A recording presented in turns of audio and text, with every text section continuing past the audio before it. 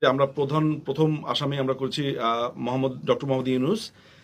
যিনি দখলদার বাহিনীর প্রধান হিসেবে আছে। এরপর lieutenant general Jahangir Alam Chowdhury, doctor Asif Nazrul, doctor Salehuddin Ahmed, M Hasan Arif, brigadier general M Shawkat Hossain, M Touhid Hossain যিনি কথিত পররাষ্ট্র উপদেষ্টা, ফরিদা আক্তার, শারমিন মুর্শিদ, Syeda Rizwana Hasan, Nurjahan Begum, Adilur Rahman Khan, Bidhan Ranjan Roy Poddar, Faruki Azam, M Khalid Hossain, Supradip Chakma, Nurul Haque Noor, Mahfuz Alam Hizbut Tahrir leader এবং তিনি special assistant to the chief adviser, Nahid Islam কথিত